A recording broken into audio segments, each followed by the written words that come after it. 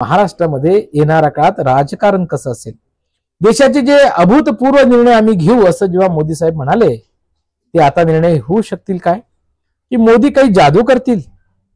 लोकांना जादू विश्वास आहे, पण एक नेतृत्व सातत्यानं मुख्यमंत्री पदावर आहे आणि त्यानंतर ते भारताचे पंतप्रधान आहे.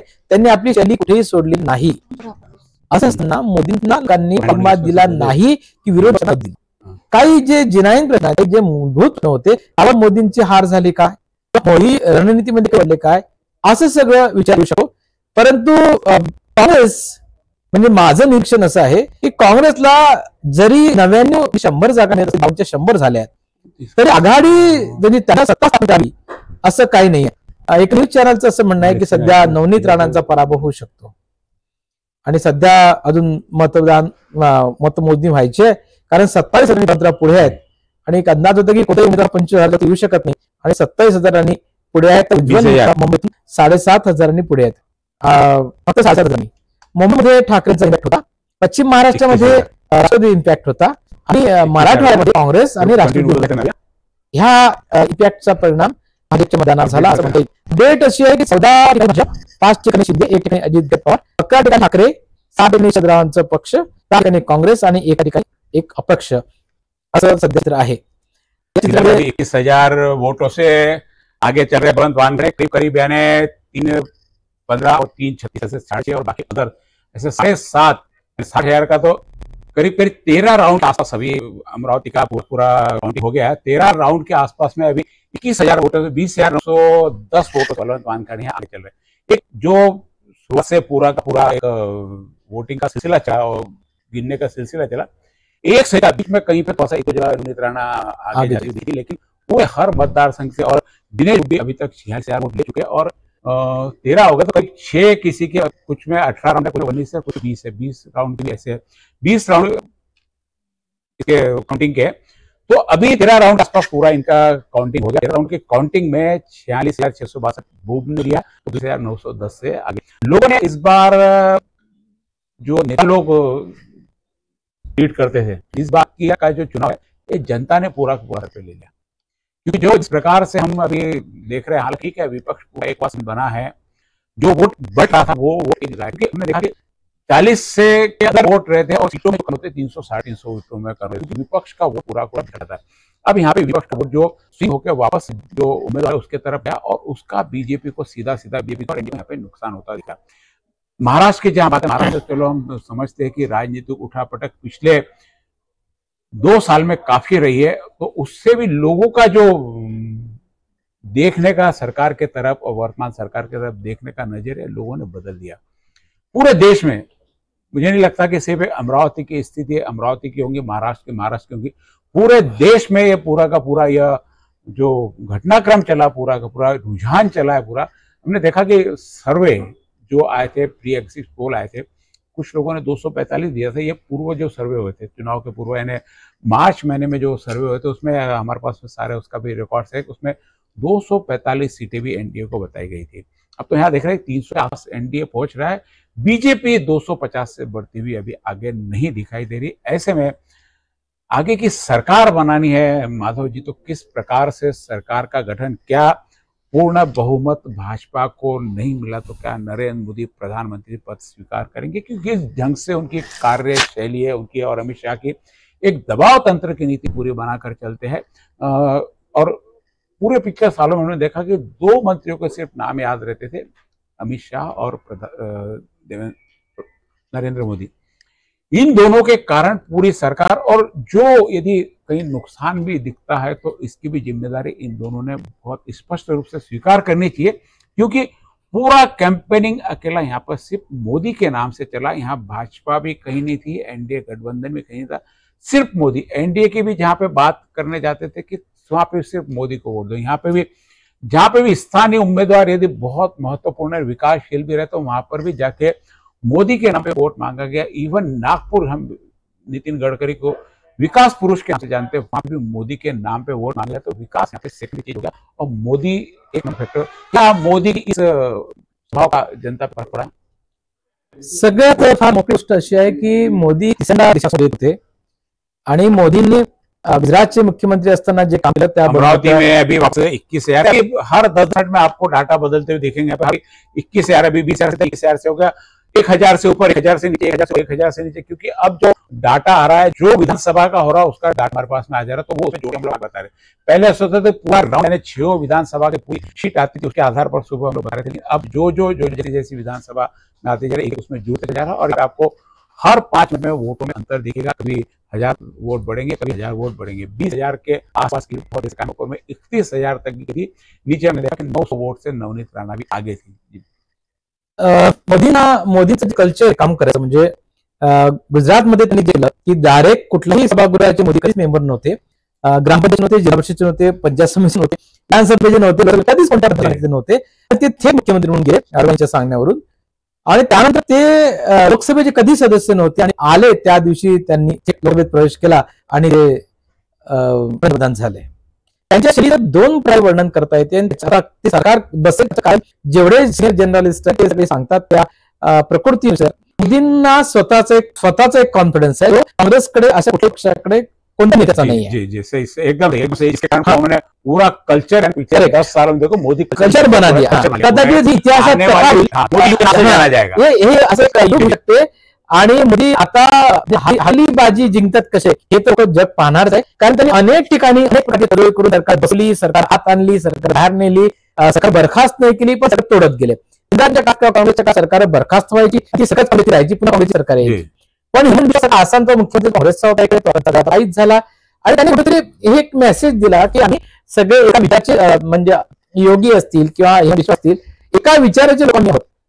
परंतु हे करताना त्याच्यामध्ये एक नेतृत्व अटल बिहारींचं जे होतं की ते समाजच्या नेतृत्वाला मानणार होते, जॉर्ज फर्नांडिस सारखा मोठा होता, तरीही त्या सगळ्यांना ते सोबत चालायची जी सवय ठेवली होती ती मोदींना त्यांनी कधीच रक्षणात केली नाही।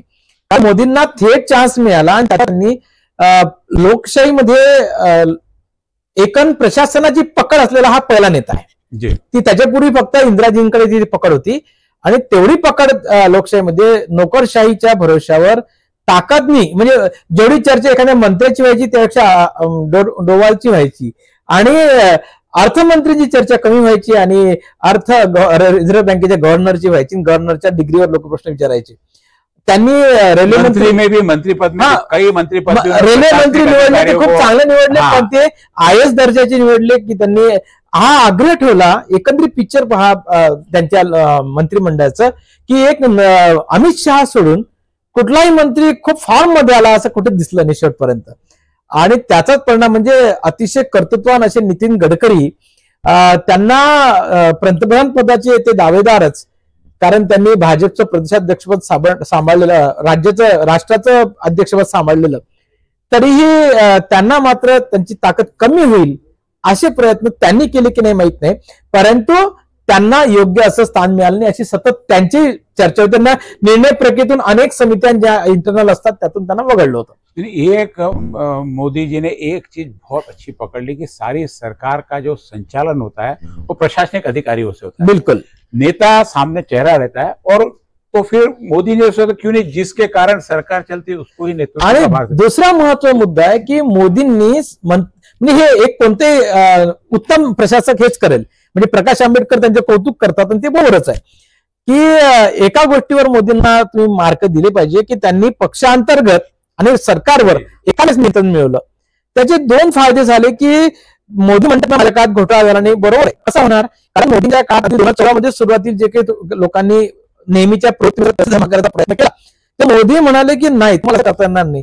एकीकडे मोदींनी सर्व वचक जरूर ठेवला, सगळ्या आपल्यालाच राहतील याची व्यवस्था केली, विरोधकांचा खडाचा बंदोबस्तही केला आणि राजकारणात सगळं केलं, परंतु हे सगळं करत असताना मोदींना स्वतःच्या प्रतिमेची ते काळजी करायची होती आणि मग ते इतर लोकांसाठी खूप अडचणीचं केलं की मोदी काय करतात आहे। पक्षाच्या अंतर्गत त्यांनी कुठला लिडरशिप दिली नाही, एक अमित शहा यांना असतील असंच लोक म्हणतात। आणि पुढे कुठेतरी महाराष्ट्रामध्ये जो नुकसान झालं, कारण प्रादेशिक वाद हा एक विषय आहे, गुजराती हा जो विषय आला तो मोदींच्या बाबतीत आपल्या मुंबईच्या निवडणुकीमध्ये दिसत आहे आणि हा इश्यू केला उद्धव ठाकरेंनी काय किंवा ते गुजरातला नेतात आहे, सगळं गुजरातला नेत आहे आणि मराठी माणसं, कारण भारताचे जर पंतप्रधान गुजराती आहे आणि गृहमंत्री गुजराती आहे, दोन्ही पद फार महत्वाचे। एकाच राज्याकडे गेली आहे तर त्याचे संतुलन ते साधू शकले नसतील किंवा त्यांना करायचं नसेल, कारण हातात ठेवायचं सगळं. तर त्यावेळेस त्यांनी आपल्या मंत्रिमंडळात ही हुशार मंत्री जोडून नेले, पण तुमचा अर्थमंत्री जर निवडणूक लढवू शकत नसेल तर जनतेला अवस्था पोहोचेल. फार महत्वाचा मुद्दा है. प्रशासनिक अधिकारी जो थे उसको बड़े पद पे बैठाने का काम कांग्रेस ने किया मनमोहन सिंह के रूप में. निश्चित रूप से बहुत अच्छा प्रशासक नेता नहीं हो सकता. नेता के लिए इन्होंने पूरा जो अभी 10 साल का कार्यकाल नेता को कहीं पे भी आगे नहीं बढ़ी, नेताओं की भी की है, जिसका परिणाम आपको यहाँ पे ग्राउंड पे जैसा बताया कि मोदी जी ने कहीं कोई चुनाव नहीं लड़ा और सीधे मुख्यमंत्री, तो उनका सीधा नीचे से लेके सीधा ऊपर तक जो अट्रैक्शन था वही अट्रैक्शन को आगे बढ़ाते उन्होंने सीधा मोदी का सीधा जनता से संपर्क, यानी जो विश्व की जितनी भी एजेंसियां लीडर के रूप में है, कार्यकर्ता के रूप में है, इन सारी चीजों को कहीं ना कहीं डोमिनेट किया गया, जिसका परिणाम आप आज लोकसभा के चुनाव में, क्योंकि लीडर यहाँ पे भी है, यहाँ पे खड़े रहते रहे, योगी भी वहां पे, योगी के अलावा मोदी गुणगान हो रहा है, योगी ने क्या उत्तर प्रदेश में हासिल किया उसका नहीं बात होती है मोदी की. महाराष्ट्र में यहाँ पर अमरावती में भी आया तो बात उन्होंने कहीं भी अमरावती की सांसद जो 5 साल तक जनसंपर्क के मामले में मुझे लगता है भारत में उससे बड़ा जनसंपर्क है किसी ने कहा, जितना 5 साल पिछले 10 हारने के बाद भी 2014 में हार गई थी, 2014 से 19 तक लगातार उन्होंने मतदार संघ जनसंपर्क बनाया, जिसके परिणाम स्वरूप 2019 में अपक्ष रूप में उन्होंने अपनी जीत हासिल की. लेकिन जो मोदी का स्वभाव है वही तो स्वभाव में नवनीत राणा है. इन्होंने क्या किया कि सीधा बिना कार्यकर्ता के सीधा जनता संपर्क करने की कोशिश की, ये हमारा संपर्क है जनता से. इसलिए आपने देखा कि पिछले 2 सालों में अमरावती के जितने लीडर है उनसे सबसे हम हमारी भाषा में पंगा शब्द कह सकते, पंगा लेकर उन्होंने सबको विरोधी तैयार कर लिया. हालांकि भाजपा को भी जो कार्यकर्ता थे वो भी साथ में आए. तो ये जो ऊपर से जो पॉलिसी चली आ रही नरेंद्र मोदी वो पॉलिसी यहाँ पे नवनीत राणा जो इफेक्ट यहाँ पे एनडीए का जो दिख रहा है वही हमको यहाँ पे वोटों में कन्वर्ट होते हुए नवनीत राणा के मतदार संघ में दिख रहा है. मोदींच्या शैलीचा आज त्यांचा तिसऱ्यांदा लोकांनी त्यांना फारसं स्वीकारलं नाही, म्हणून आपण त्याची विरुद्ध बाजू पाहत आहोत. पण मोदींचे काही निर्णय लोकांना आवडले, त्या ज्यांना आवडले त्यांनी चांगल्या मुद्द्यांवर त्यांना वोटिंग केलं हे नक्की. परंतु असे अनेक निर्णय व्हायला हवे होते की ज्यामध्ये मुळात वोट बँक स्ट्रॉंग होते. मोदींमध्ये हा आत्मविश्वास होता की मी घेतलेल्या निर्णयामध्ये लोक मला सपोर्ट करतीलच, आणि तो लोकांनी केला. एनडीएचं जर बघितलं तर आज एनडीए बहुमतात आणि एनडीएचं सरकार येते आहे. परंतु एनडीएचं सरकार जरी येत असलं तरीही स्वतः भाजप मात्र आता बहुमतापासून खूप दूर आहे. 30 जागांपर्यंत ते भाजप दूर आहे. मागच्या वेळेस 30 जागा पुढे होता, 60 जागांचं नुकसान झालंय. मत की जो डिफरेंस है वो फिर थोड़ा सा कम हो गया, करीब करीब 13 राउंड के ऊपर यह चल रहा है. 19,000 का भी 6 बड़े राउंड और 2 छोटे राउंड ऐसे बचे, यानी 18 सभी मतदार संघ के 18 राउंड है और कुछ मतदार संघ के 19 और कुछ के 20 ऐसे राउंड है. तो 19,000 वोट अभी है और 6 राउंड करीब करीब बाकी है. 2,000 वोट से भी यदि नवनीत राणा प्रति राउंड में गेन करती है तो शायद ये वहां तक थोड़ा तंतोतंत तक, जैसे अभी भाषावाद का बताया उद्धव ठाकरे, ये अपने लोगों को हो गए कि नाश की जो पूंजी है जो यहाँ के उद्योग है वो गुजरात के तरफ गुजराती भाषावाद यहाँ पे पूरा ले जाते. वैसा जातिगत संगठन तो पूरा इन्वॉल्वमेंट है. जब हम बात कर रहे थे सारी तो हर जातिगत संगठन ने अमरावती से लेकर तो पूरा दिल्ली तक कहीं मराठा वाला कोई स्थानीय लोगों की जाति को सर्वमान्य हर जाति मोदी को स्वीकारे, यह क्षेत्रीय भाषाओं में कहीं इसका अभाव था. उनके लिए कई जगह कांग्रेस ने जहाँ पे अकेले लड़ते 405 तक सीटें आ गई, यहाँ 405 सीटें आई वहां आ गया था. और उसके बाद में कांग्रेस की हालत हमारे देखिए पिछले साल विपक्ष का पद भी नहीं. तो जातीय समीकरण पूरे देश में हवी जातीय समीकरण पूर्ण देशामध्ये आहे. आपण उत्तर प्रदेशमध्ये पाहिलं तर मागच्या लोकसभेमध्ये 10,000 बीएसपी होते आणि यावेळी बीएसपीचा एकही खासदार याच्या मला दिसत नाही मला. आणि म्हणून बीएसपी कुठले जे कुठे स्कॅटरचे मतदान त्या त्या समाजाचे मतदान, कारण की यूपी मध्ये सरळ सरळ पाहता मुस्लिम दलित आणि हा जो मोठा मतदार आहे हा समाजवादी पार्टीच्या मध्ये आलेला आहे. आणि ते काँग्रेस होती, काँग्रेस जेव्हा म्हणजे रणजित तिवारी पासून तरी आपण कालच्या मध्ये आपण पाहिलं राजबब्बर जेव्हा प्रत्यक्ष होते तर हा वर्ग सतत म्हणजे सेक्युलर पार्ट्यांसोबत राहिलेला. त्याच्यामुळे आता बीएसपीला जो मतदार होता या बीएसपीच्या मतदारांनी खरं मला असं वाटतं की उत्तर प्रदेशमध्ये समाजवादी पार्टी आणि काँग्रेस यांनी मतदान केलं आणि तेच आपली उत्तर प्रदेश आपण पुढे पाहतोय. दुसरा विषय असा की मागच्या लोकसभेमध्ये भारतीय जनता पार्टी नरेंद्र मोदींच्या 330 सीट होत्या, आता जवळपास 240 आपण पाहत आहे. म्हणजे 63 सीट भारतामध्ये भारतीय जनता पार्टी कमी झाल्या. या सीट रोखला कोणा? मोदींचा खरा रोखला असेल, मोदीचा खरा रथ कोण रोखला असेल तर तो रथ रोखला महाराष्ट्राने मुख्यमंत्री. अपडेट आली आहे, भाजपा सध्या महाराष्ट्रामध्ये 12 जागांवर आघाडीवर आहे आणि 13 काही ठिकाणी 13 होते आणि शिंदे 7 वर आहेत आणि अजित 1 आहे असं अपडेट आहे. ठाकरे पुन्हा 9. अतिशय थोड्या मतांनी पुढे मागे होणं सुरू आहे. बहुत देर से हम देख रहे हैं कि एनडीए 297 पे टिकी हुई है और भाजप 242 और इंडिया उत्तर पे, यानी एक जो पूरे सुपर से जो रुझान है 298 बस 300 के ऊपर जाए. इधर शिवसेना के मतलब भाजपा की मतलब राष्ट्रवादी की वजह से वो कहीं पे भी ये 300 से ऊपर नहीं जा रहा और ये 227 से ऊपर नहीं जा रहा है. तो एक यह जो रुझान भी है करीब सभी जगह की 60 से 70% तक वोटिंग संपन्न हो जाएगी. कई जगह के रिजल्ट भी आ गए हैं जहां पर विजय वो बहुत बलवंतराव अमरावती से बलवंतराव वानखड़े की विजय की घोषणा हो चुकी है.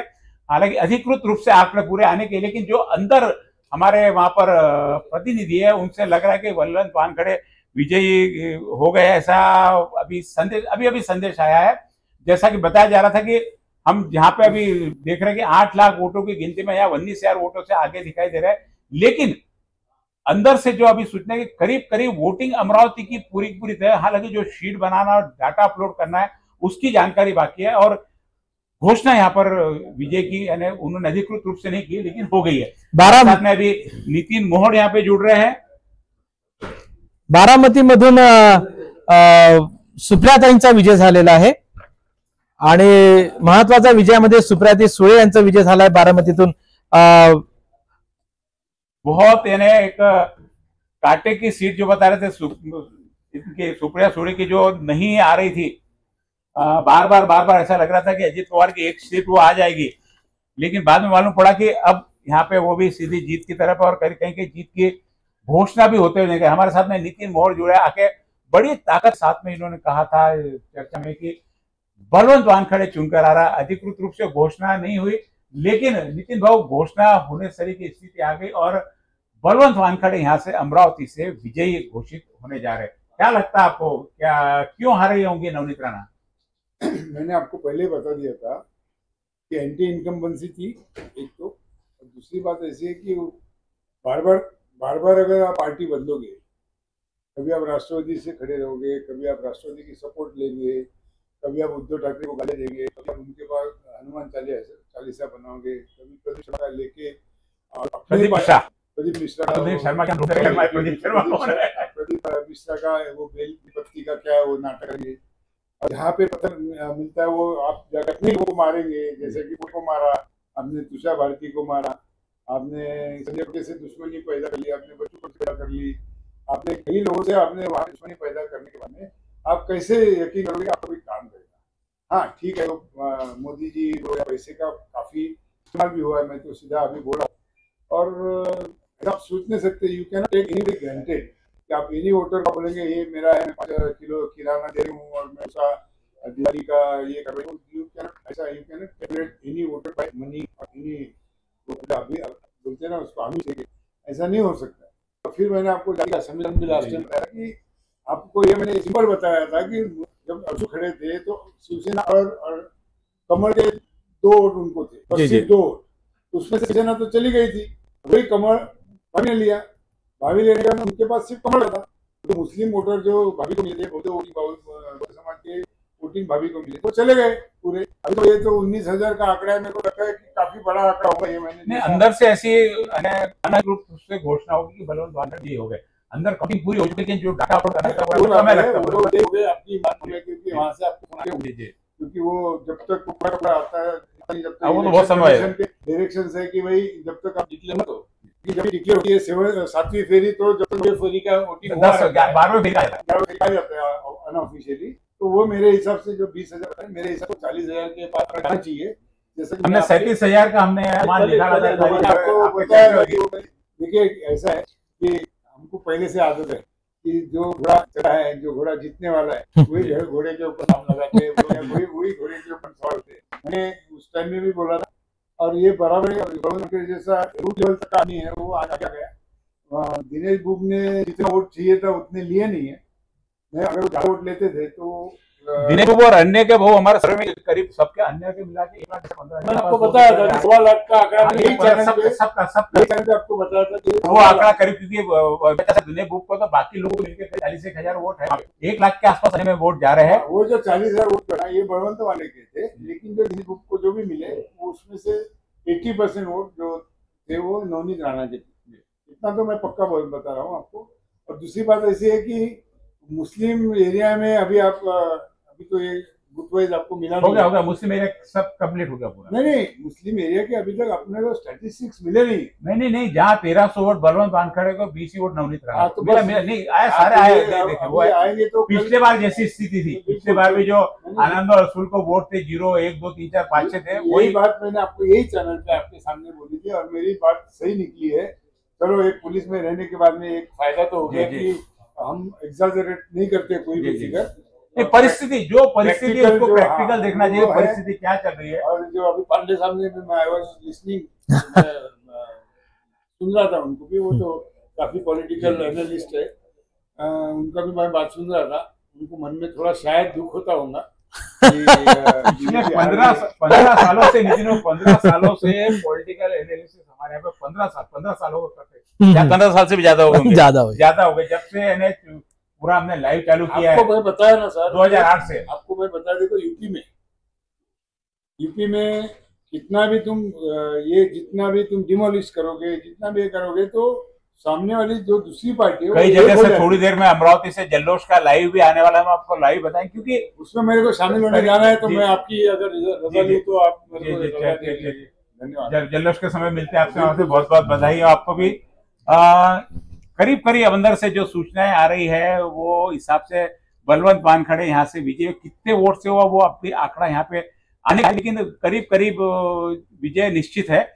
अब पूरे महाराष्ट्र की स्थिति देखा जाए तो भाजपा जो 20 रखा बात करते 23 से 13 सीटों पे समेटते हुए दिखा, क्योंकि क्या वो करीब सबसे सुस्त काम अमरावती का चलता है, अमरावती की सबसे रिपेयर करते हैं और अमरावती की सीटें वहां पे काउंटिंग होता है, हम मान के चलते 13 सीट है या जो 5 सीट है, ये थोड़ा भी मेहनत करते थे ना, थोड़ा पैसा लगाते थे, तो ये पैसा तो लगा नहीं बहुत कम लगाया उनके तुलना में, तो बहुत कम लगा मेरे को। अभी देखिए अच्छा आप शिवसेना उत्तर की बात कर रहे हैं? मैं सिद्धि की बात कर रहा हूँ। सिद्धि की 5 सीटें उन्हें आनी चाहिए थी क्योंकि पैसे से बहुत कम पड़े, मैं तो पुलिस में आप उद्धव ठाकरे की बात कर रहे हैं, तो उनके पास में इतना पैसा था, आपको तो मालूम है कांग्रेस का भी सीज कर दिए थे और उनके हर पैसे के ऊपर पुलिस की नजर थी, ईडी की नजर थी, सीबीआई की नजर थी, तो हिसाब से वो लोग खर्चा नहीं कर सके। लेकिन जो मेरी जानकारी है कि कितने आदमी ने कितने पैसे खर्च किए, लेकिन आपने वो देखा होगा कि पैसे के सामने ये इलेक्शन चला नहीं है यूपी के। हालांकि यूपी में भी पैसे का बांटे होंगे, लेकिन उधर ही पैसे का खेल चला नहीं है। लेकिन लोगों को एंटी इनकम्बेंसी,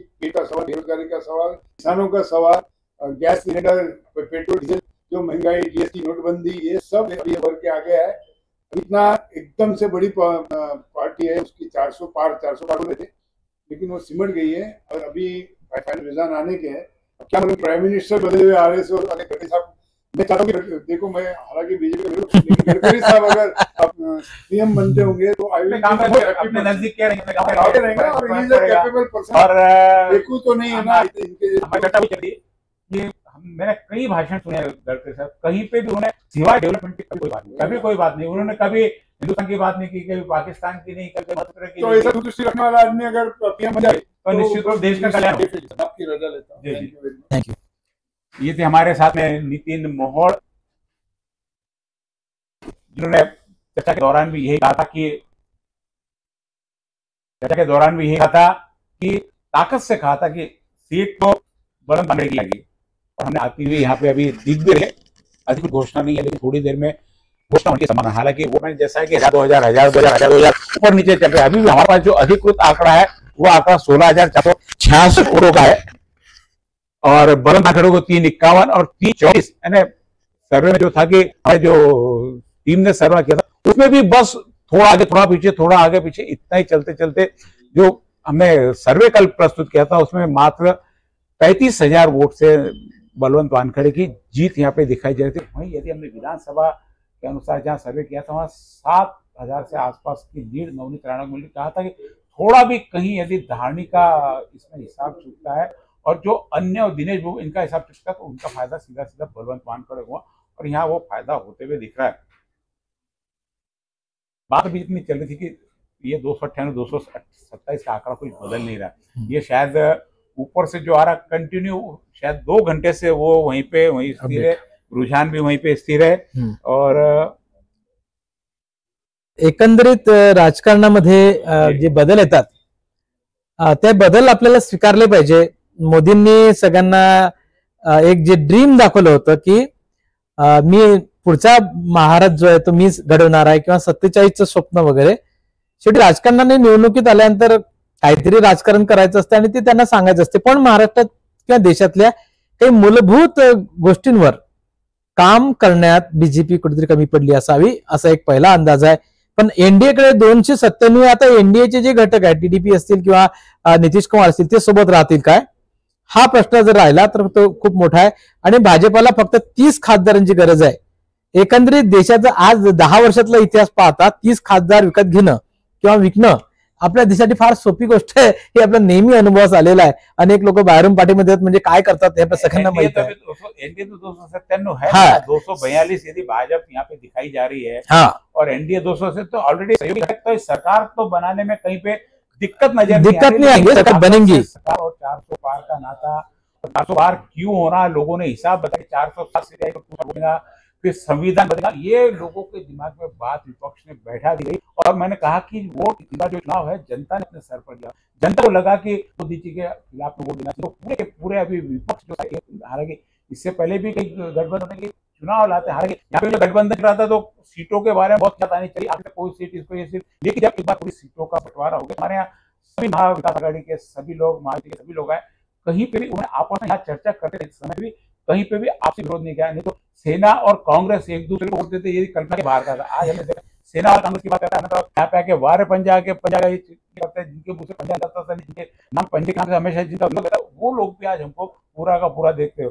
और हमारे साथ में नीतीश केदार हमारे प्रतिनिधि है जो मेलघाट धाड़ी और उधर का पूरा काम देते हैं, और उसमें भी उन्होंने भी इस बार मीडिया, लेकिन उन्होंने नवनीत राणा के साथ में बहुत समय हमारे लिया और बहुत दिली इच्छा थी कि नवनीत राणा चुनकर आया। हालांकि परिस्थितियां कोई ऐसी गवाह नहीं देनी थी, क्योंकि थोड़ा सा हम देखते आ रहे थे पूरा का पूरा जिस ढंग से पूरा अभी चले जा रहा है इनका, ऊपर से मैं जाकर जैसी ऊपर से पॉलिसी हुई वो पॉलिसी यहाँ पे अमरावती में भी अपनाई गई, हिंदू मुस्लिम किया गया, हिंदू के नाम पे वोट मांगे गए, जहाँ जनसंपर्क के नाम पे नवनीत राणा पूरे देश में हम एक नंबर मानते हैं, तो जहाँ अपने को ऊपर की पॉलिसी के आधार पर वोट मांगना पड़ता है तो नीचे की जमीन कहीं खिसकती दिखाई दे रही है, और सारे लोगों से विरोध पैदा करना है। और कहने का मतलब कि हमारे सीधा जनता से संपर्क है, कार्यकर्ताओं की जरूरत नहीं, बिना कार्यकर्ताओं के क्या में राजनीति में आ सकता है।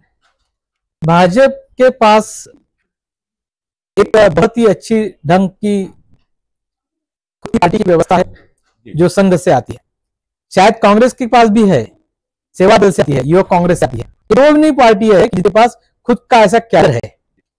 बात तो आ रही है कि मोदी जी ने अपनी पूरी कमांड सरकार पे ली, ऐसी बात भी है। एक तरह से लोकशाही के अंदर, डेमोक्रेसी के अंदर यह लुभाने वाली बात नहीं है। हम चाहते हैं सब लोग कि एक संयुक्त ऐसा सब मिला के राजनीति करे, इसे पार्टी कहेंगे आप, पार्टी इसे नहीं कहेंगे आप कोई एक मुखिया बन गया और सब की सुन रहे हैं। लेकिन जहां तक मीडिया जो अंदर की बातें छपाती है उस पर यदि विश्वास किया तो मोदी जी ने अपने ही साथियों के साथ, जैसे भारत रत्न दे दिया लाल जी को, लेकिन लाल जी के भरोसे वो भाजपा में आ गए थे, इनके गुजरात के सीएम बन गए थे। लेकिन हमने देखा कि क्या हुआ लाल जी का, कई सालों तक लाल जी पूरे राजनीति से बाहर हो गए हैं। मुरली मनोहर जोशी से लेकर सभी लोग थे उनके साथ वाले, सबको उन्होंने एक एक करके बाहर निकाला और किसी मंत्री को आगे नहीं आने दिया। इसका खामियां उनको भोगना पड़ा क्या, इस बारे में चर्चा होने की संभावना ज्यादा है और लोग इस पर चर्चा करेंगे ही करेंगे कि क्या जो 400 का सपना दिखा रहा था, ठीक है 400 नहीं भाई 303 तक, यदि 303 को भी आपको 242 नितिन गडकरी नागपुर से विजय हो गए, 242 यदि आपको मिल रहे हैं तो आपको ये कहीं कभी नैतिकता के आधार पे हमारी ये हार है कि हम बहुमत में नहीं ला सके पार्टी को, ये मानकर अब क्या एक्शन ली जाती है या फिर कौन अपने कदम उठाता है। ये नितिन गडकरी की चल रही थी, तो नितिन गडकरी की भी इस बार चर्चा बाहर ऐसी आती कि बहुत ज्यादा तकलीफ में सीट है, जहां नितिन गडकरी ने पहले कहा था कि मैं किसी भी प्रकार का कोई प्रचार माध्यम नहीं दूंगा, यानी होंगे नहीं, पोस्टर्स नहीं, ये नहीं, लेकिन जब वहां पे ग्राउंड में घुसे तो उनको घर घर और दर दर जाना पड़ा वोट के लिए। नितिन गडकरी जैसे व्यक्ति को भी परिस्थिति ऐसे निर्माण कर दी गई कि वोट के लिए आपको लोगों को लुभाना पड़ेगा, लोगों को बताना पड़ेगा, लोगों के पास जाना पड़ेगा। ऐसी स्थिति निश्चित रूप से पिछले 5 साल से जो पॉलिसी चल रही है, नितिन गडकरी को हम विकास पुरुष के नाम से जाना जाता है, यदि उनको भी यहाँ पे धन के नाम पर वो मांगना पड़ता है तो निश्चित रूप से यह विकास के लिए तो बहुत अच्छी बात नहीं है, क्योंकि हम विकास के नाम पर वोट मांग सकते हैं। अमरावती में 14,789 अभी जो करीब करीब 16 राउंड के आसपास जो होगा उसमें 14,789 दिखाया जा रहा है, और ये आंकड़े हमारे पास वहां से जैसे जैसे अपडेट आ रहे हैं वैसे आपको अपडेट हम आपके करें। हमने महाराष्ट्र की भी चर्चा करते हम 20 से 22 सीटें बीजेपी को धारे, यहाँ पे 14-5-20 और 20 के आसपास राष्ट्रवादी को, जहाँ पे हमको एक सीट नहीं, राष्ट्रवादी एक सीट ले रही है, और सीट जो कम हो रही है हमारे आकलन के हिसाब से बीजेपी की 17-18 सीट 22 सीट कर ली, 14 ठाकरे कांग्रेस की करीब ने महाराष्ट्र में मात्र 2 सीटें धारी थी। अब जितना एग्जिट पोल हुआ है पूरा एग्जिट पोल इस बार जनता ने नकार दिया। जनता का जो पोल आया है वो भी ठीक है, भाजपा की सरकार बन रही, लेकिन तुम्हें नीति और भाजपा के व्यवहार के खिलाफ ये शुरुआत होगी, क्योंकि पावर, ताकत, ईडी, सीबीआई का भरपूर उपयोग गया और पब्लिक ने ये पूरा चलता है। नीतीश जी किल्लेदार हमारे साथ हैं, इन्होंने पूरा परतवाड़ा का सही, इनके हिसाब से परतवाड़ा में काफी अच्छी मार्जिन मिली थी, और वहां पर मिलनी चाहिए थी मेलघाट में। 2 जगह के क्या क्यों लोगों का वोट टर्न हुआ होगा, क्या फैक्ट रहे होंगे, क्या वहां पे राष्ट्रपति पूरी तरह से अपना प्रभाव छोड़ने में असफल? एक तो शुरुआती दौर से सन 2019 का चुनाव हुआ और निर्दलीय रूप से नवनीत राणा पसंद किया। अगर वहाँ पंजा रहता था, राष्ट्रपति घड़ी रहती थी, तब नवनीत राणा विजयी नहीं होता, परंतु पाना निशान होने की वजह से नवनीत राणा सन 2019 में 35,000 करीब से विजयी हुई। परंतु इस बार भारतीय जनता पार्टी में उन्होंने आखिरी समय पर जहाँ तक कार्यकर्ताओं को जोड़ना और कार्यकर्ताओं से जुड़ना और नेताओं का उनको जो था भारतीय जनता पार्टी का, उन नेताओं ने भी उनका काम किया नहीं किया ये बता रहे हैं। अचलपुर की बात की जाए तो अचलपुर के अंदर फैक्टर चलता है, यहाँ पर निश्चित रूप से जो दलित मुस्लिम मसला है वो पूरा का पूरा 298 से 296 आ गया, बहुत देर बाद 296 एनडीए पे आया है, वहीं 298 तक अटका हुआ था। अब एक सीट ऊपर नीचे हो रही है।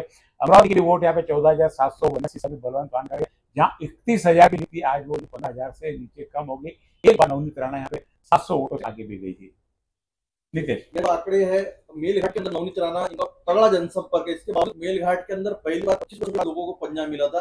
पटलिया गुरुजी जहाँ पर जिन्होंने राम पटेल जैसे लोगों ने वहां से विधायक बने, और यहाँ से राजकुमार पटेल ये बार बच्चू कडू के साथ में थे, बच्चू कडू को उम्मीदवार यहाँ पर दिया। अचलपुर से लगता है उन्हें काफी वोट मिले हैं, और बच्चू कडू की जो नीति थी, बच्चू कडू ने जो ऐलान किया था मुझे मेरा जो उम्मीदवार वो केवल नवनीत राणा को पराजय करना मेरा उद्देश्य है, उनकी सीट आती थी नहीं, काफी कम उनको वोट मिले, उनका आंकड़ा और ज्यादा जाना चाहिए था। लेकिन कुल मिलाकर अमरावती जिले के लिए यह दुर्भाग्य की बात भी कही जा सकती है कि अमरावती में इतनी लोकप्रिय सांसद जो सदन में भारत के सबसे बड़े सभागृह में आवाज उठाती है, जनता के लिए आवाज उठाती है, अमरावती के विकास कहीं ना कहीं यहाँ से पीछे होगा, ऐसा मेरा अनुमान। क्या लगता है, इन्होंने जैसे बताया कि अमरावती के लिए दुर्भाग्य की बात है, क्या एक आमदार खासदार के हारने जीतने से अमरावती के भाग्य बदल सकते? हारणं आणि जिंकणं हा वेगळा भाग झाला की हार आणि जिथे चालणारच आहे, परंतु अमरावती लोकसभेमध्ये तसं मागे सांगितलं की पाना या चिन्हावर नवनीत राणांची निवडणूक लढल्या होत्या, पण एक आपण विसरायला नको की त्यावेळेस काँग्रेस आणि राष्ट्रवादी काँग्रेसचं समर्थन त्यांना होतं, आणि त्या समर्थनामध्ये दलित बांधव असतील, आमचे मुस्लिम बांधव असतील आणि आमचे पक्षाचे सगळे कार्यकर्ते पदाधिकारी असतील, पक्षाचे मतदार असतील, यांनी भरभरून खऱ्या अर्थानं नवनीत राणांना मतदान केलं होतं, आणि तेव्हा त्यांना मला वाटतं 5-5.25 लाख मतदान भेटलं होतं, आणि आनंदराव अडसूळ त्यांच्यामध्ये 36,000 मतांनी त्या मागच्या वेळेस निवडून आल्या होत्या। ही जी निवडणूक होती, ही निवडणूक अतिशय विपरीत निवडणूक होती। इथं पक्ष बदलला गेला, विचार बदलला गेला, आणि सगळं काही बदलल्या गेल्यामुळं, आणि जसं तुम्ही सांगितलं की अमरावती जिल्ह्यातल्या सगळ्या नेत्यांसोबत त्यांनी जो विरोध घेतला, म्हणजे इव्हन भारतीय जनता पार्टीच्या कार्यालयावर म्हणजे दगड मारण्यापासून त्याचे अनेक विषय आले, मग त्याच पार्टीचे त्या उमेदवार राहिले। मग सगळ्याच उमेदवार बच्चू कडू असेल, तिकडे राजकुमार पटेल असेल, इकडे सुभाष देशमुख असतील, इकडे यशोमती ठाकूर असतील, म्हणजे सर्वांसोबत सर्व नेत्यांसोबत त्यांचा विरोध घेतला। हा भाग सुद्धा त्यांच्या प्रभावाला कारणीभूत असू शकतो। आणि त्याच्यामुळे अमरावती जिल्ह्यात मागे अमरावती जिल्ह्यामध्ये खूप जनप्रतिनिधी आले गेले. म्हणजे आपण पाहिलं रामू पाटील पाहिलं, आपण सुधाकर काका देशमुख पासून पाहिलं, अमरावतीमध्ये अप्पर उद्धव आपण पाहिलं की खऱ्या डेव्हलपमेंटच्या अनेक भाग पाहिले. त्याच्यामुळे माझा विषय सांगणार नाही, पण हमारे में आंकड़े थोड़े से बलवंत वानखड़े को 3,75,326 वोट है। टाइपिंग थोड़ी सी मिस्टेक लोग सुधार रहे हैं। 14,214 का डिफरेंस आ रहा है। 3,75,326 वोटिंग बलवंत वानखड़े पे। दूर के हमने देखा कि करीब करीब बहुत नजदीक कट से कहते हैं बहुत कांटे की टक्कर। हम हर बार बार बताए कांटे की टक्कर कभी जैसे 2020 की मैच हो रही है, एक बॉल इधर एक छक्का इधर, एक बॉल इधर एक छक्का, आखिर की अभी दौड़ चल चुकी। 3.5 7 लाख और 8 8 लाख के वोटिंग का यहाँ पे हमने विश्लेषण दिया। 3 लाख वोट की अभी विश्लेषण आना बाकी, काउंटिंग पूरी हो गई। आप बता रहे थे कि मग या ठिकाणी अनेक जनप्रतिनिधी आले आणि जनप्रतिनिधी पराभूत झाले, काही जिल्हे पाटील ज्या देशाच्या राष्ट्रपती त्या सुद्धा ठिकाणी प्रतिनिधित्व केलं आणि त्यामुळे अमरावतीच्या भागात काय म्हणते की संसदेमध्ये अपक्ष म्हणजे काँग्रेस आणि राष्ट्रवादी काँग्रेसच्या समर्थनात येऊन आलेल्या खासदारांनी 5 वर्षामध्ये आपल्या संसदेमध्ये आवाज उचलला।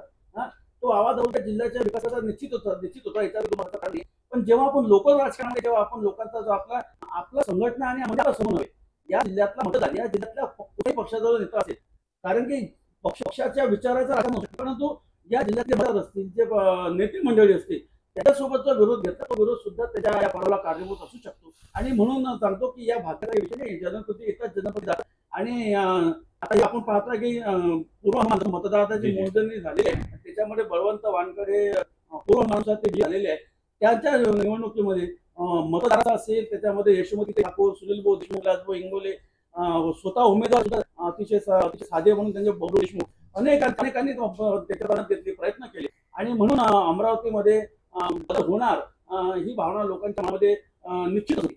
आणि आपण दुसरं महाराष्ट्राकडे भारतीय जनता पार्टीने 23 खासदार होते, भारतीय जनता पार्टीचे जवळपास 13 खासदार आणि 11 खासदार काँग्रेसचे आले, म्हणजे भारतीय जनता पार्टीचे 10 खासदार कमी झाले आणि काँग्रेसचे 10 खासदार वाढले, 10 झालं म्हणजे 10 खासदार त्यांचे 10 खासदार म्हणतात।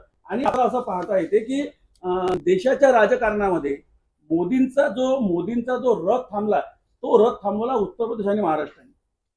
उत्तर प्रदेश आणि महाराष्ट्राने तो रथ थांबवण्याचं काम केलं, म्हणजे लोकांनी दाखवून दिलं की महाराष्ट्रामध्ये जर चुकीच्या पद्धतीनं राजकारण होत असेल तर लोकांची जी जनभावना आहे ती आपल्या लोकशाहीच्या नियमानुसार आणि लोकशाहीला अनुसरून ते आपल्या मतपेटीतून कशा पद्धतीने कोण कसं राजकारण केलं असं उभ्या महाराष्ट्रानं पूर्ण डोळ्यानं आपलं पाहिलं आणि त्यांनी जो मताचा खऱ्या अर्थानं कौल दिलाय की 10 सीटा भारतीय जनता पार्टीच्या कमी केल्या, तेव्हा भारतीय कांग्रेसची 1 सीट होती तर कांग्रेसच्या 11 झाल्या। तो बलवंत वानखड़े को 3,75,000 वोट है।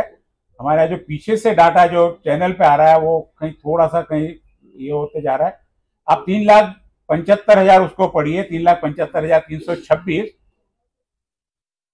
और 14,000 से अभी है। और विशेष बात जैसा कि अभी अनधिकृत रूप से बताया गया है कि बलवंत वानखड़े की विजय हो गई और नीतीश खिल्लेदार ने बच्चू कडू के बारे में बताया कि बच्चू कडू का मुख्य उद्देश्य जब दिनेश गुप्ता को खड़ा करना था उसके पहले था कि हम नवनीत राणा को हराएंगे और इसलिए दिनेश गुप्ता को खड़ा किया। तो दिनेश गुप्ता के निवास स्थान पर पुलिस अलर्ट होगी, वहां पे दिनेश गुप्ता के निवास स्थान पर पुलिस ने अपनी सुरक्षा व्यवस्था वहां पे बढ़ा दी है। आणि म्हणून आता आपण महाराष्ट्रामध्ये पाहिलं की महाराष्ट्रातला मोठा नेता म्हणजे महाराष्ट्र प्रदेश भारतीय जनता पार्टीचे अध्यक्ष राहिले, अर्थमंत्री राहिले सुधीर मुनगंटीवारांचा 1 लाखापेक्षा जास्त पराभव होणं, म्हणजे 1 लाखापेक्षा अधिक मतांना पराभूत होणे। आता माधवजींनी सांगितलं की त्यांची लढण्याची इच्छा होती, लढण्याची इच्छा असते पण पक्षानं जर तिकीट दिलं तर ते लढणं आवश्यक आहे, तो शेवटी पक्षाचा आदेश राहतो। 1 लाख मतांनी त्या ठिकाणी त्यांचा पराभव। एक गोष्ट संजयजी फार क्लिअर आहे की सगळ्यात नेत्यांनी मोदींवर भार टाकला होता आणि मोदींनी आनंद घेतला होता। सगळ्यात मोठी गोष्ट अशी आहे की मोदींनी काय केलं की मोदींची काही दिली ही गोष्ट लोकांना बरीच आवडली, परंतु जी नेते मंडळी होती हिने सुद्धा सगळा भार मोदींवर टाकला आणि मोदींवर टाकल्यामुळे मग होणार हा प्रोग्राम महाराष्ट्रामध्ये फेल गेला। त्यांनी स्वीकारला 2014 आणि 2019च्या निवडणुकीत एक व्यक्ति अकेला क्या करने वाली बात है। और वो जब हर प्रकार से और लोगों जैसे जैसे मोदी ने कहा कि मोदी की गारंटी है मैं मोदी ऐसा करा, तो लोगों ने भी अपने जैसा आपने बताया सारी की सारी जिम्मेदारी यहाँ तक कि अमरावती की नवनीत राणा जो पिछली बार अपने दम पर चुनकर आई थी, क्योंकि पिछले बार जितनी मोदी की लहर थी शायद इतनी बार नहीं की थी, लहर नहीं है। नहीं थी। उस मोदी के लहर में नवनीत राणा अपने बल पर राष्ट्रवादी और कांग्रेस के सहयोग से चुनकर आ रही, आज वही मोदी के साथ जाकर भाजपा के साथ जाकर हार की ओर बढ़ती हुई हमें नजर आ रही है।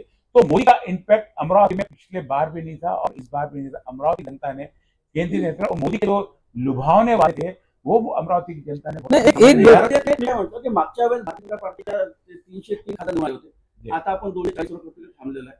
63 खासदारांची संख्या जेव्हा भारतीय जनता पार्टीचं नेतृत्व, जे नेतृत्व 2014 होतं तेच नेतृत्व 2019 तेच नेतृत्व 2019 होतं। परिस्थितियां बदल जाती है जबकि परिस्थिती महाराष्ट्रामध्ये आपण पाहिलं की महाराष्ट्रातल्या काँग्रेसच्या पदावर नेत्यांनी म्हणजे अशोक चव्हाण यांनी काँग्रेसमध्ये प्रवेश केला, आज त्या नांदेड मतदारसंघातून वसंत चव्हाण आघाडीवर। एक गोष्ट खूप क्लिअर आहे की मोदी तिसऱ्यांदा जनतेसमोर चालले होते आणि मोदींकडे वेगळं असं देण्यासारखं काही नव्हतं, कारण मागच्या 10 वर्षामध्ये त्या पहिल्या पार्टीमध्ये त्यांचा स्लोगन होता की मी अच्छी दिन आणेल आणि त्यानंतरचा स्लोगन होता की मी इथे लाख रुपये तुमचे कोणत्याही सरकारचं म्हणजे या निवडणुकीत संभाळा पाहिजे।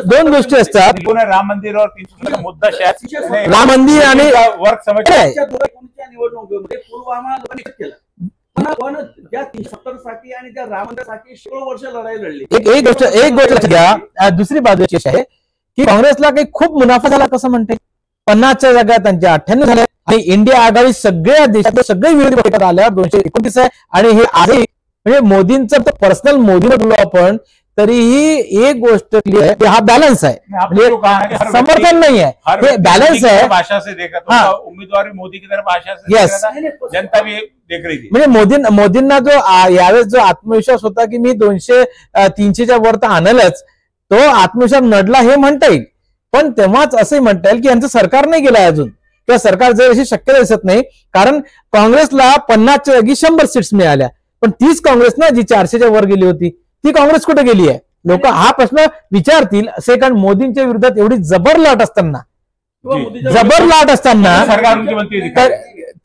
तरी सरकारमध्ये मोदीच येऊन राहिले आहे। आणि दुसरी गोष्ट की मोदींना काँग्रेस हा विश्वास तयार नाही करू शकली देशामध्ये की आम्ही हे पूर्ण, जेव्हा की काँग्रेसची 3 वर्ष मनमोहन सिंगांची सरकार होती आणि मनमोहन सिंगांचं सरकार असलेला पक्ष मोठ्या प्रमाणामध्ये असं सांगत आहे की मला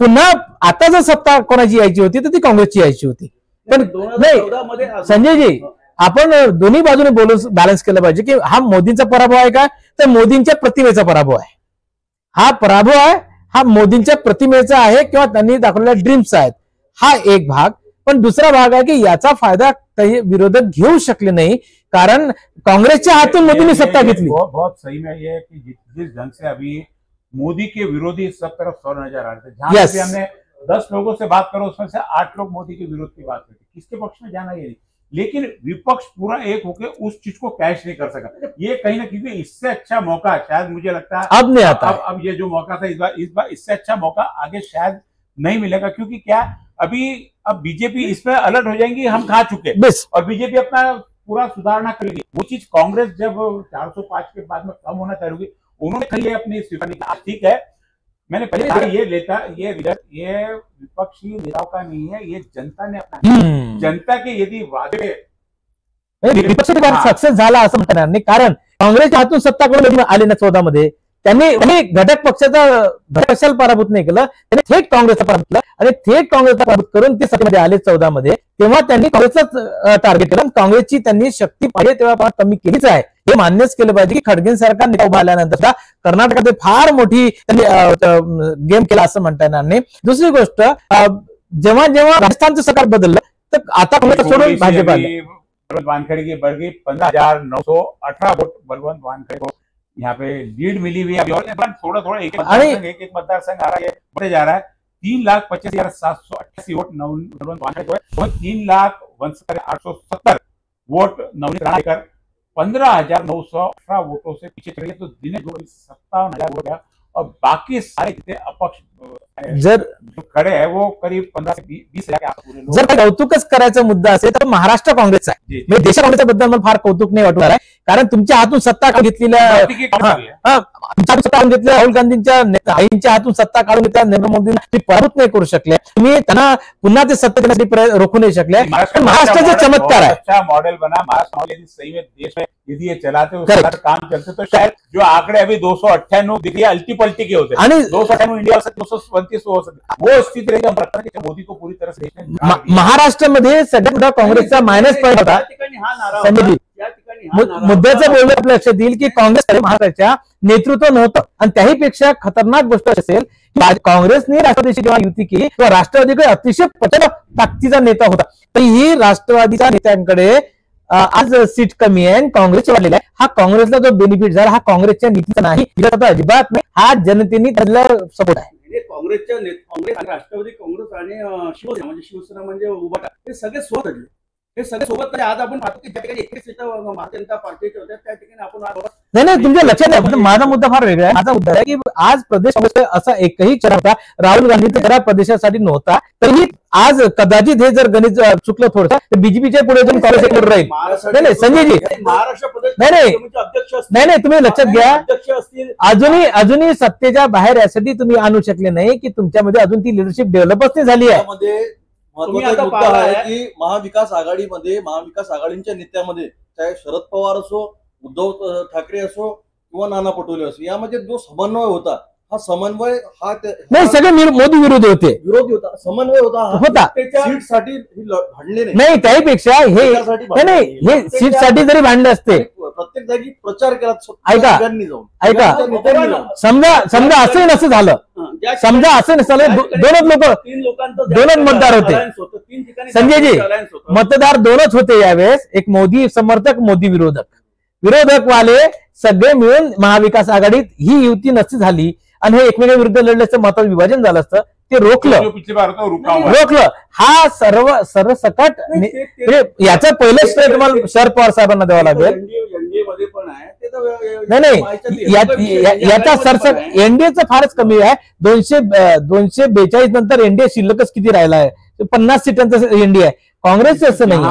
जहाँ माधव जी आप पूरा का पूरा क्रेडिट यहाँ पे कांग्रेस को दे रहे हैं, वहीं पे हम फडणवीस का फेल्योर भी तो यहाँ पे मानेंगे। दो बड़ी बड़ी पार्टियां बड़े बड़े संगठन फोड़ के 40 आमदारों के साथ में 13 खासदारों के साथ में दो संगठन पूरे के पूरे फोड़ के अपने तरफ ले आए, लेकिन उनका जो फायदा होना चाहिए, 3 लोग बड़ी शक्ति मिलके जो काम होना चाहिए, तो वो तीनों बड़ी शक्ति मिलके कहीं तो भी पूरे पूरे कमजोर, वहां ऊपर तो ताकत बनाई लेकिन जनता ने उन्हें पूरा पूरा कमजोर कर दिया। एक गोष्ट होऊ शकते चंदूजी, म्हणजे आपल्याला आता चर्चा होईल की जेव्हा हे 3 पक्ष एकत्र आले आणि दोन कृषी जायच्या पिढीमध्ये, तेव्हा त्यांच्यामध्ये प्रत्येकामध्ये एक 3 पक्ष स्वतःचे खासदार होते। भले आता जरी शरद पवार साहेब असते तरी आले होते, त्या प्रत्येक वाटायचं की मला रुलिंग खासदार आहे, मला तिकीट दिलं पाहिजे। आणि तिन्ही वेगवेगळ्या प्रकृतीचे माणसं, खरं म्हणजे अधिकांश जी वोट बँक ती सुद्धा मुस्लिम आणि दलित मागासवर्गीय समुदायाची होती।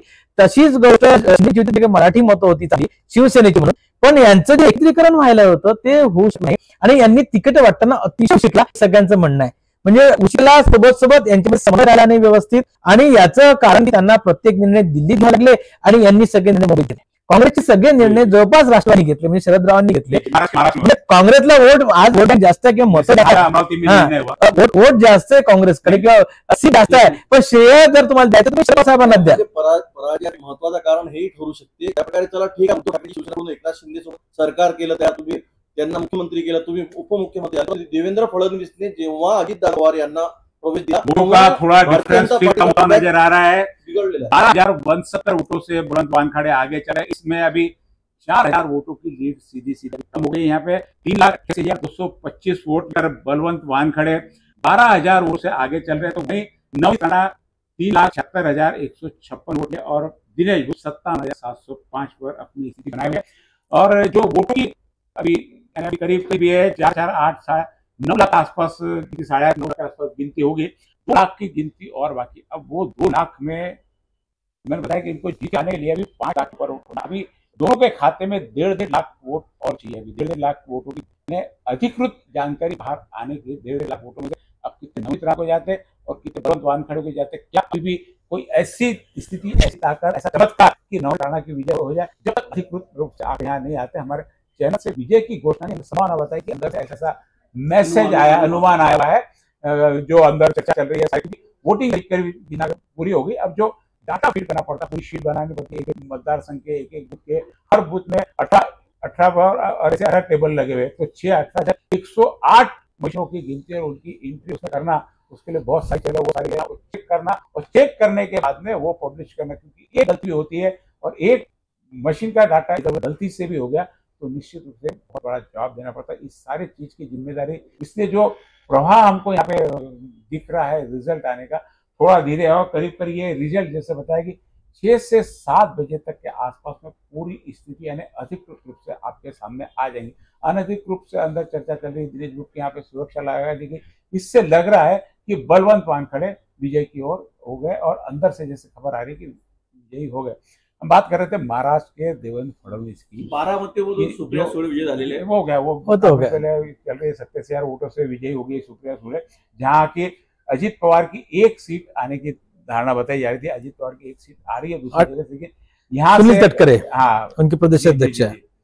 बाकी 11 कांग्रेस के और 10 ठाकरे और 7 राष्ट्रवादी पवार के भी 7 अनुमान में कहीं आ नहीं रहे थे, जब पूर्वानुमान था 7 सीटें शरद पवार की नहीं थी, लेकिन अभी 7 सीटें लेकर 30 का आंकड़ा बता रहे थे लोग, लेकिन कैसे 30 आएंगी ये नहीं बताया, लेकिन यहाँ पे हमको 11, 10, 28 के आंकड़ा नाही, लोकांच्या मानसिकतेचा थोडा विचार यावेळेस महायुतीने केला आणि असं दिसते, कारण एक सोपं उदाहरण आहे की माधव जी थोड़ा अपडेट लेता हूँ, परिमल को भेजता हूँ आपके पास चर्चा के लिए। आणि एकंदरीत लोकांच्या मानसिकतेचा विचार केल्याने महायुतीने असा एक सिग्नल येऊ शकतो, आणि तो सिग्नल असा आहे की अमोल कोल्हे यांच्या विरुद्ध शिवाजीराव आढळकर होते, जे शिवसेनेचे होते बाळासाहेब ठाकरे गटाचे, परंतु त्यांनी मग शिंदेसोबत यायचं कबूल केलं, ते शिंदेच्या सोबत आले। मात्र पुढे त्यांनी लगेच जागाचं वाटप करताना ही जागा राष्ट्रवादीची आहे म्हणून राष्ट्रवादीकडे ते गेले, आणि मग त्यांनी लगेच घड्याळ बांधलं। हा लोकांच्या ब्रेन सेटअप मध्ये एक गोष्ट पचू शकली नाही, तीच कदाचित अमरावतीमध्ये जर काही वेगळा निर्णय लागतोय तर त्याचं कारण हेही असू शकते की लोकांना पटपट केलेले बदल जमणार नाही। खरं म्हणजे अनिल देसाई हे शिवसेनेचे नामवंत नेते आहेत, पण अतिशय मवाळ असे नेते म्हटले किंवा बुद्धिजीवींच्या वर्गातले नेते आहेत, तरीही त्यांना लोकांनी निवडून दिलाय, पण व्यक्ती सध्या मागे आलेले आहेत। आणि असं होण्याचं कारण जे आहे त्यामध्ये लोकांनी मोदी आता एक सध्या चर्चा सुरू आहे की मोदींनी तिथे आपला रोड शो केला, तिथे बऱ्याच जागांमध्ये भाजपाला पराभव मिळाला। रह गई है और अभी तक 3,92,099 वोट मिले हैं, तो वही नवनीत राणा को 3,81,428 वोट तक प्राप्त हुए और दिनेश गुप्ता को लगभग 58,195 वोट प्राप्त हुए। तो ये जो है लीड, और लगभग अभी मुझे लगता है 2-1 लाख वोटों की गिनती बाकी है, तो ये लगभग अभी मात्र 11,671 की ही लीड है बलवंत वानखेडे। भाजप सध्या 243 पोहोचलेला आहे आणि काँग्रेसला अजून 100चा रट्टा आला। लातूरमधून सध्या बातमी काँग्रेसचे शिवाजीराव कांगडे विजयी झाले आहे। महाराष्ट्राचं जे राजकारण आहे ते पाहताना एकूणच ते सगळं राजकारण आपल्या तुमच्या माझ्या येणार आहे, आणि त्या राजकारणामध्ये भाजपच्या काही निर्णयानंतर आपल्या पक्षाचं महत्व टिकवून ठेवण्यासाठी राजनेत्यांनी केलेली धडपड ही त्यांच्यात कुठेतरी आणण्यात आली आहे असं माझं आपलं निरीक्षण आहे। वास्तविक अजितदादा सका अतिशय वेगळ्या प्रकृतीचा पुरोगामी आणि वेगळ्या हिंदू प्रकृतीचा माणूस आत घेताना किंवा एकनाथरावांना डायरेक्ट सीएम करताना भाजपने बऱ्यापैकी रिस्क घेतली होती, आणि सीएमचा मान ठेवून तुम्हाला मुंबईची महानगरपालिका ठेवून राज ठाकरे सरकार आत घेऊन हे सगळं करण्याच्या प्रयत्नातून जे सगळं महत्वाचं होतं ते आपण बघतोय की परिस्थिती बदल रणनीती अनेक वेळा चुकीची असू शकते, असं नव्हे तर ती योग्य वेळी नाही घेतली, त्याची फटका होत असतो। परंतु असं झालं की लोकसभेची निवडणूक जी असते ती विधानसभेमध्ये बदलत जाते। दिल्ली हे सगळ्यात मोठं आहे की दिल्लीमध्ये जवळपास सगळ्या जागा भाजपला मिळाल्या किंवा मिळतील, तर विधानसभेमध्ये मात्र अरविंद केजरीवालला वारंवार दोनदा चान्स दिलेला आहे। त्याच प्रकृतीने महाराष्ट्राचं उद्याचं राजकारण संमिश्र झालंय, ही लोकशाही खूप चांगली गोष्ट आहे असंही म्हणता येईल। काँग्रेस 97 जागांवर आपला समाधानी मानत असेल। मला संजयजी बोलताना मुद्दा हाच केलाय की काँग्रेस हे अनन्यसाधारण यश आहे, पण अनन्यसाधारण नाही, कारण काँग्रेस विरोधी पक्षातही मलाच म्हणजे त्यांनाच पंतप्रधान व्हायचं आहे, त्याशिवाय तो पक्ष चालणार नाही, आणि हे जर करायचं आहे तर मग इतर जे पक्ष आहेत ममता बॅनर्जी पासून नितीश कुमार पर्यंतचे या सगळ्या पक्षांना त्यांना आपपर्यंतचे अरविंद केजरीवालांनी पंतप्रधान व्हायचं आहे, ममता बॅनर्जींना पंतप्रधान व्हायचं आहे, नितीश कुमारांना पंतप्रधान व्हायचं आहे, यादी फार मोठी आहे। आणि मग या सगळ्यांची आणि यांची स्थानिक स्तरावर काँग्रेसची फाईट आहे, राज्यामध्ये काँग्रेस फाईट आहे, आणि मग हे कोणाशी युती करतील किंवा या सगळ्यांचा फायदा मोदींनी घेतलाय आणि तसं ते राजकारण त्यांनी सेटही केलंय. आज एनडीए दुपारच्या 4:30 पर्यंत जर 296 वर आहे तर गव्हर्नमेंट एनडीएच आहे. काय म्हणत परिमल? बिल्कुल सही है, कोई शक नहीं रहा कि देखिए एक जो है बहुत बड़ा झुंझुना दिखाया गया और वो झुंझुना नहीं चला. बस अब हमारी चर्चा वो चल रही है, हमारी चर्चा ये चल ही नहीं रही है कि सरकार कौन बनाएगा. अब जो लग रहा है करेक्ट, ऐसा लग रहा है कि एनडीए बहुत इजीली सरकार बना रही है, लेकिन जो उन्होंने 400 अब की बार 400 पार का नारा या फिर 370 बीजेपी करेंगे बाकी मिला 400 के ऊपर जाएंगे, यह कहीं दिखाई नहीं दे रहा है. कंफर्टेबल विन है, लगभग 300 सीटें जीत रही है एनडीए, तो कंफर्टेबल विन है, लेकिन इसका बहुत बड़ा आघात मोदी की छवि पर लगा है, यह समझना होगा.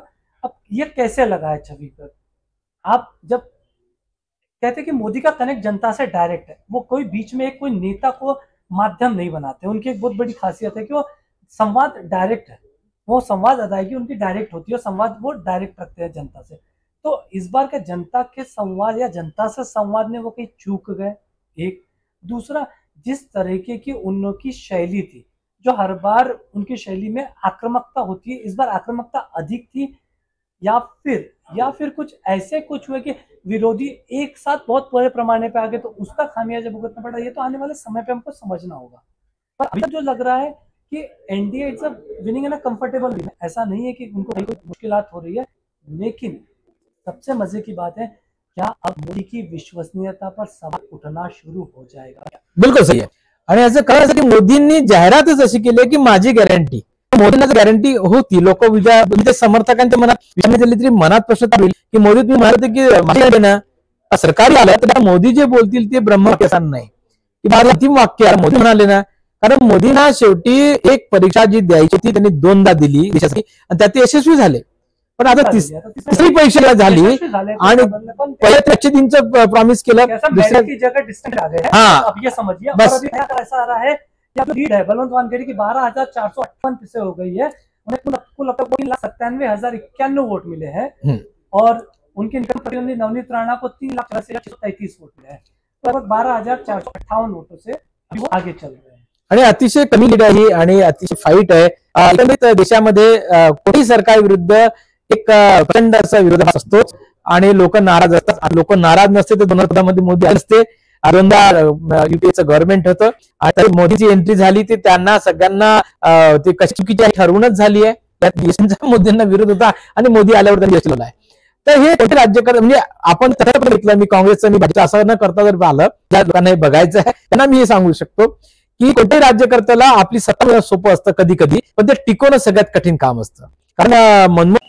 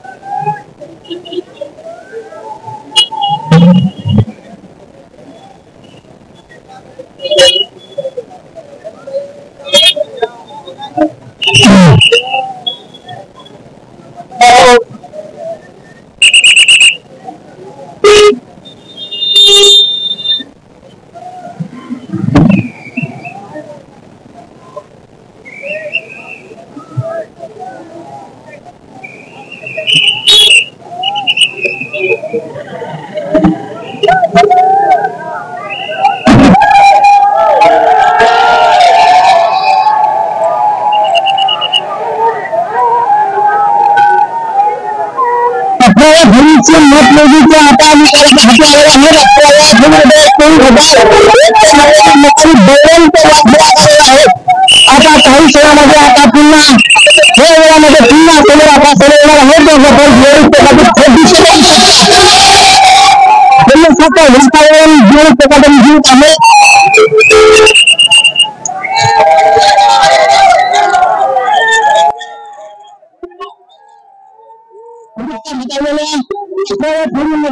24,199 मतांनी बळवंत वानखडे आघाडी दिसत येत आहेत. यामुळे आता निवडणुकीकरांना बीजेपीच्या उमेदवार पिछाडीवर गेलेला आहे. अमरावती लोकसभा निवडणुकीचा मतमोजणीचा हा विचार आहे. बीएम पेपातील दृश्य आहे. जमेशचं वातावरण चारही बाजूला आपण बघत आहात.